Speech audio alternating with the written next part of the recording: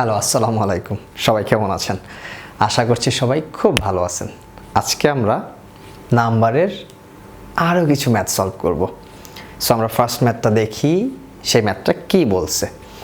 প্রথম ম্যাথটা বলছে the difference between the sum of two numbers, দুইটা নাম্বারসের ডিফারেন্স, অর্থাৎ দুইটা নাম্বারসের সামের difference and difference of the two numbers. কথাটা খুব ভালোভাবে বুঝতে হবে, ল্যাঙ্গুয়েজটা বোঝা দরকার। Sum of two numbers and difference of two numbers, sum of two numbers and difference of two numbers, এইটা এবং এইটার difference between sum of two numbers and difference of two numbers, the difference is 6। Is কত? 6। তার মানে আমরা দুইটা number ধরতেই পারি, এক্স কমা ওয়াই, যা আমরা দুইটা নাম্বার ধরে নিলাম।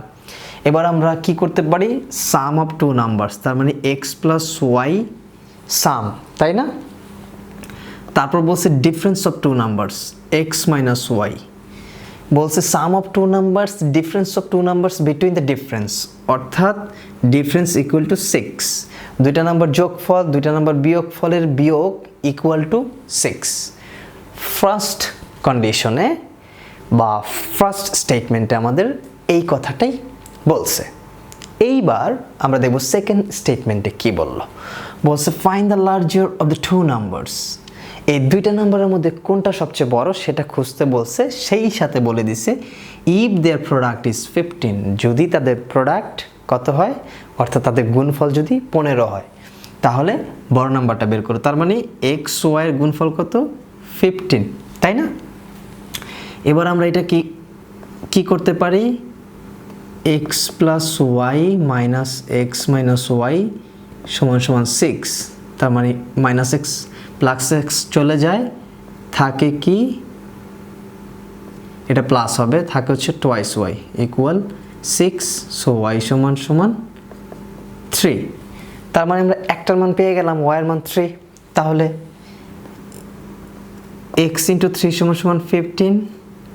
তার মানে x সমান সমান কত? 5।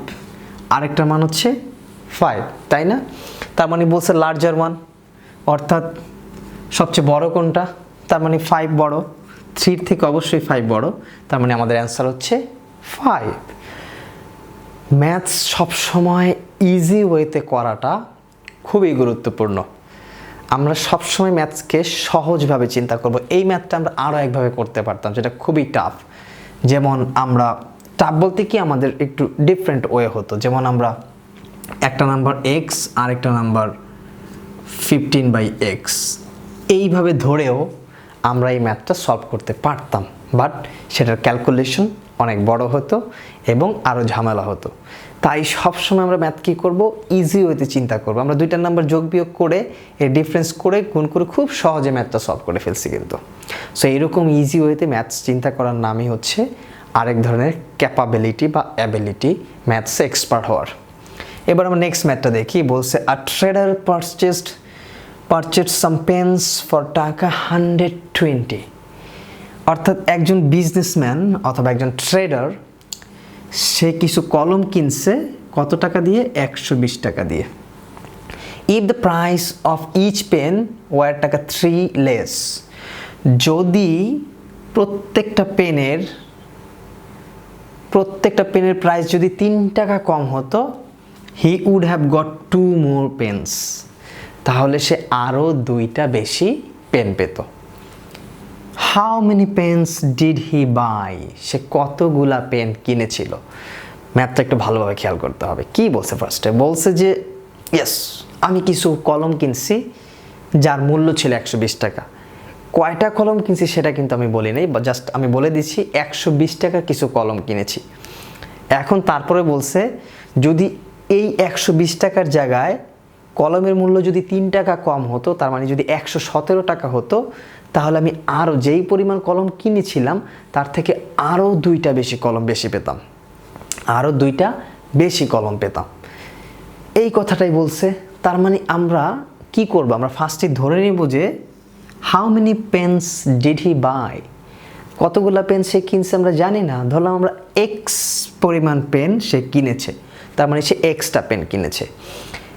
এবং আরেকটা ইনফরমেশন আছে, সে কি করতো, যদি 3 টাকা কম হতো তাহলে সে কি আরও 2টা পেন বেশি পেত। তার মানে আরও 2টা পেন সে কি বেশি পেত কখন, এই এক্স যে পরিমাণ পেন আছে তার থেকে আরও 2টা পেন বেশি পেত যখন 3 টাকা কম হতো। তার মানে সে এক্সটা পেন কিনেছে, 3 টাকা কম হলে তার আরও 2টা পেন বাড়তো। দিস ইজ দ্য ইনফরমেশন আমাদের কন্ডিশনে। এখন আমরা ইকুয়েশনটা বিল্ড আপ করি। 120 টাকা, তাই না? তার মানে সে 120 টাকা দিয়ে কয়টা, 100 এক্স টাকায় সে 120টা পেন কিনেছে, তাই না? তার মানে আমরা ধরেছিলাম, সরি, এক্সটি পেন সে 120 টাকা দিয়ে কিনেছে, তাই না? আমরা ধরেছিলাম যে সে কতগুলা পেন কিনেছে, এক্সটি পেন কিনেছে। কয়টা পেন কিনেছে সে কিন্তু আমরা জানি না, আমরা জানি এক্সটি পেন কিনেছে, যেটা আমরা ধরেছি। তার মানে সে এক্সটি পেন কি 120 টাকায় কিনেছে, তাহলে একটা পেন কত, 120/x, তাই না? আবার সেম, যখন তার কি 2টা পেন বেড়ে গেল, তাই না? 2টা পেন কি হয়েছিল, বেড়ে গেছে, তখনও তার ছিল কত, মূল্য কত ছিল 120 টাকা, সেটা কমেছে কয় টাকায়, 3 টাকায়। তখন আমরা ধরলাম এই 120টা সে পেন কিনেছে কয় টাকায়, যদি x+2 টাকায় সে x+2টি পেন যদি সে 120 টাকায় কিনতো, তাহলে একটা পেন সে কয় টাকায় কিনে, 120/x+2, তাই না? This is the two information has been given here, right? So these two information have been given here, but the problem is 3 টাকা less, 3 টাকা less. এখন যদি আমরা এই দুইটা ইনফরমেশনকে ইকুয়াল করতে চাই, তাহলে আমাদের ইকুয়েশন বিল্ড আপ হয়ে গেছে না? একটু ভালোভাবে খেয়াল করি, এইটা হচ্ছে টোটাল, তাই না? অর্থাৎ 120 টাকায় সে যেই পরিমাণ পেন পেত, তাই না?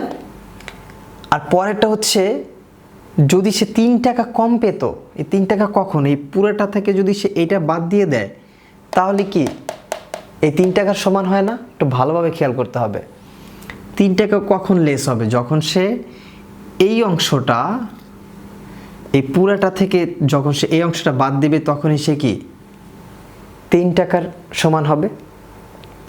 অর্থাৎ 120 মানে 1 টাকায় আমি যে পরিমাণ কলম পেতাম এবং 1-এর সাথে যে আমি 2 টাকা যদি 2টা কলম যদি যোগ করি, মানে একটি কলমের জন্য আমি যে পরিমাণ, একটি কলমের জন্য আমি যে পরিমাণ টাকা খরচ করতাম, একটার সাথে 2 টাকা যোগ করলে আমি কত খরচ করতাম সেটা যদি বাদ দিতাম, তাহলে আমাদের গ্যাপটা বের হয়ে যেত 3 টাকা। এবার আমরা জাস্ট ইকুয়েশন সলভ করব, আর কিচ্ছু না।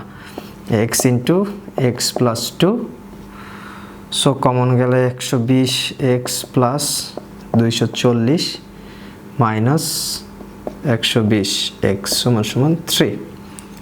So 240 = 3x² + 2x, 240 = 3x² + 6x। তাহলে আমরা এটাকে লিখতে পারি 3x² + 6x - 240 = 0। এবার আমরা এটাকে 3 দ্বারা ভাগ দিয়ে দিলে পাই x² + 2x - 80 = 0। x কমন নিলে আমরা মিডল টার্ম করবো এটাকে, x² 10x - 8x - 80 = 0। x common নিলে x + 10 - 8 কমন নিলে x + 10 = 0।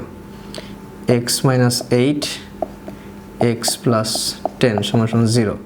সো x এর মান আসতেছে কত, -10 and 8।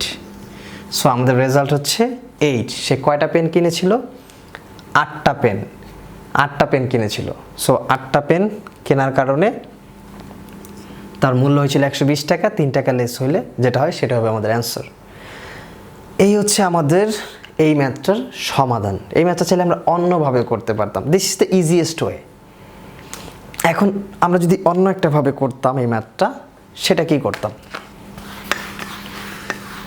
সেটার জন্য আমরা যেটা করতাম সেটা হচ্ছে লাইক আমরা ধরেইছিলাম এক্স টিপেন, তার মানে এক্স প্লাস 2, আমরা 120 minus thrice x by x equal 120। This is the another equation. এইটাকে সলভ করলে আমরা সেম অ্যান্সার পাবো। সো ম্যাথটা একটু ভালোভাবে বুঝতে হবে। এই ম্যাথসগুলো অনেকভাবেই করা যায়, বাট ইজিয়েস্ট ওয়েটা আমাদের বের করতে হবে। আশা করছি সবাই বুঝতে পারছেন। নেক্সট দিন আমরা আরও বেশ কিছু ম্যাথ সলভ করার চেষ্টা করবো। আজকের মতো এখানে শেষ। সবাইকে ধন্যবাদ। আল্লাহ হাফেজ।